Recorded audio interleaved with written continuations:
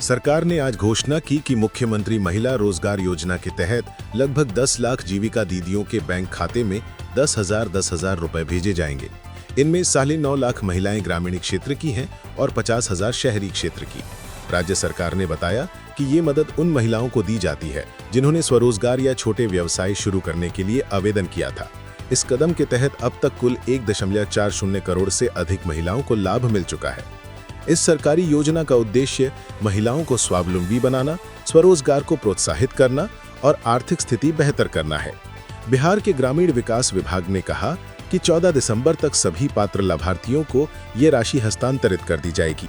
साथ ही जिन महिलाओं ने व्यवसाय शुरू किया है उनका जल्द मूल्यांकन भी किया जाएगा। इस तरह राज्य सरकार महिलाओं के आर्थिक और सामाजिक सशक्तिकरण। बिहार सरकार ने कहा है कि आने वाले 5 वर्षों में लगभग 1 करोड़ नौकरियों का निर्माण किया जाएगा। इसके लिए नए भर्ती कैलेंडर तैयार करने तथा भर्ती प्रक्रिया को त्वरित व पारदर्शी बनाने का आदेश दिया गया है। विभागों को निर्देश दिए गए हैं कि वे समयबद्ध रूप से भर्ती की प्रक्रिया शुरू करें, परीक्षा केंद्रों की संख्या बढ़ाएं और युवाओं को रोजगार दिलाने के लिए सभी बाधाएं हटाई जाएं। सरकार की मंशा है कि युवाओं को राज्य में ही रोजगार मिले और बाहरी राज्यों की ओर पलायन कम हो। इस घोषणा के साथ ही युवाओं के लिए आने वाले महीनों में रोजगार के कई अवसर खुलने की उम्मीद जताई जा रही है। इस योजना से बिहार के युवा वर्ग को बड़ी राहत मिलने वाली है और ये भविष्य में प्रदेश की आर्थिक स्थिति को भी मजबूत करेगी। हाल ही में आयोजित बोर्ड ऑफ ट्रेड (BOT) की बैठक में बिहार सरकार ने अपनी निर्यात महत्वाकांक्षा एक्सपोर्ट एजेंडा को प्रमुखता दी। राज्य ने केंद्र से अनुरोध किया है कि कृषि, खाद्य प्रसंस्करण और वस्त्र जैसे उच्च निर्यात क्षमता वाले क्षेत्रों के लिए बेहतर अवसंरचना, बाजार उपलब्धता, लॉजिस्टिक सुविधा और नीति समर्थन मुहैया कराया जाए। इसके तहत बिहार को एक निर्यात केंद्र यानी एक्सपोर्ट हब में बदलने की कोशिश है, जिससे आर्थिक विकास और रोजगार दोनों में तेजी आए। अधिकारियों ने बताया कि राज्य निर्यात को बढ़ावा देने के लिए आवश्यक क्लस्टर, शहरों के निकट एक्सपोर्ट जोन और मार्केट एक्सेस पर काम कर रहा है। अगर यही योजना सफल हुई तो न सिर्फ बिहार की अर्थव्यवस्था मजबूत होगी, बल्कि युवा वर्ग को भी रोजगार के नए अवसर मिलेंगे। प्रदेश में मौसम अचानक बदल गया है। कई इलाकों में तापमान में गिरावट दर्ज हुई है और ठंड के प्रभाव से लोगों में परेशानी बढ़ रही है। विशेषज्ञों का कहना है कि अगले दिनों में तापमान में और गिरावट हो सकती है। साथ ही ठंडी हवाएं तथा कोहरा बन सकता है। इसके कारण विशेष रूप से बुजुर्ग, गर्भवती महिलाएं और बच्चे सतर्क रहें। स्वास्थ्य विभाग ने भी चेतावनी दी है कि ठंड से बचाव के उपाय अपनाए जाएं, जैसे गर्म कपड़े, पौष्टिक भोजन और जरूरत पड़ने पर चिकित्सा सहायता। स्कूल, कॉलेजों और सार्वजनिक स्थानों पर भीड़ और ठंड से सावधानी बरतने की सलाह दी गई है। बदलाव भरा मौसम और बढ़ती ठंड ने बिहार में लोगों के लिए सतर्क रहने की आवश्यकता पैदा कर दी है। वर्ष 2025 के विधानसभा चुनावों के बाद बिहार में सत्ता परिवर्तन और सरकार गठन की तैयारियां चल रही हैं। बड़ी पार्टियों के नेता, राजनीतिक दलों के प्रतिनिधि एवं अन्य समर्थक अब संभावित मंत्रिमंडल गठन, विभागीय बंटवारे और प्रमुख पदों के नामों पर चर्चा कर रहे हैं। राज्य में सत्ता में वापसी कर रही गठबंधन पार्टियों के बीच उम्मीद जताई जा रही है कि नए मंत्रिमंडल में युवा नेताओं को मौके मिल सकते हैं। हालांकि अभी तक किसी भी दल ने आधिकारिक प्रस्ताव या सूची जारी नहीं की है। राजनीतिक विश्लेषक बताते हैं कि सरकार गठन के बाद जल्द ही विभागों का बंटवारा और नामांकन प्रस्ताव प्रकाशित किया जा सकता है। इस लंबित प्रक्रिया पर विपक्ष, दल और जनता की निगाहें बनी हुई हैं। बिहार सरकार ने स्मार्ट सिटी मिशन के तहत पटना समेत 5 शहरों में विकास कार्यों को तेज करने का फैसला किया है। इसके तहत शहरों में traffic management, smart street light, CCTV निगरानी, डिजिटल गवर्नेंस और अपशिष्ट प्रबंधन जैसे प्रोजेक्ट्स शामिल हैं।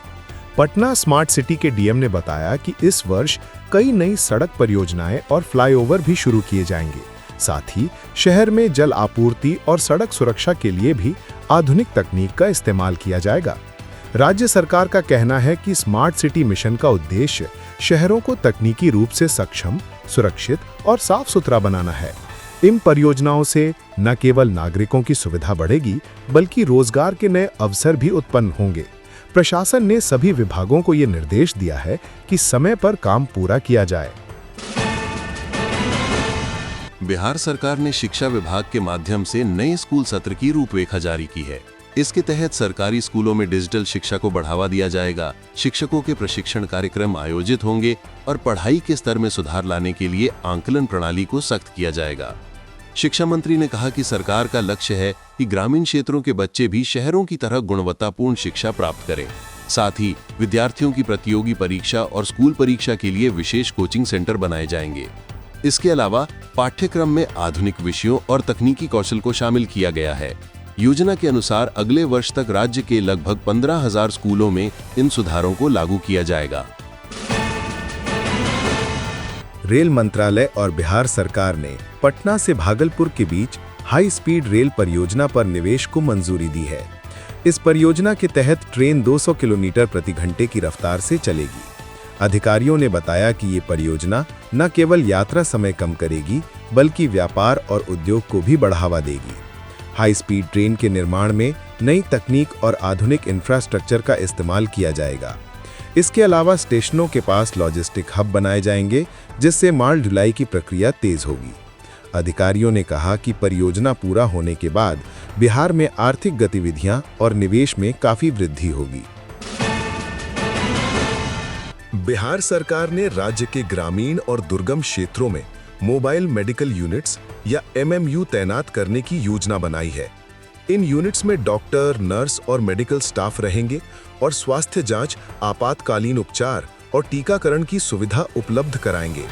स्वास्थ्य मंत्री ने कहा कि ये कदम ग्रामीण क्षेत्रों में स्वास्थ्य सेवाओं की पहुंच बढ़ाने और बीमारी के प्रसार को रोकने के लिए उठाया गया है।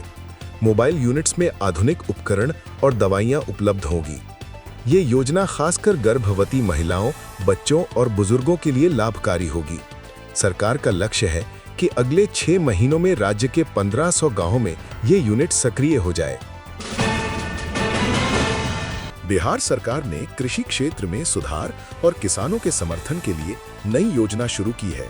इस योजना के तहत सभी किसान परिवारों को उच्च गुणवत्ता वाले बीज, उर्वरक और कृषि उपकरण पर सब्सिडी दी जाएगी। कृषि मंत्री ने बताया कि यह योजना किसानों की आय बढ़ाने और कृषि उत्पादन को अधिक टिकाऊ बनाने के लिए बनाई गई है। साथ ही किसानों को नई तकनीक और आधुनिक खेती के तरीकों के लिए प्रशिक्षण भी प्रदान किया जाएगा। योजना का लाभ सीधे लाभार्थी बैंक खातों में वित्तीय सहायता के रूप में पहुंचेगा। इससे किसानों को अपनी फसल की लागत कम करने और बेहतर उत्पादन सुनिश्चित करने में मदद मिलेगी।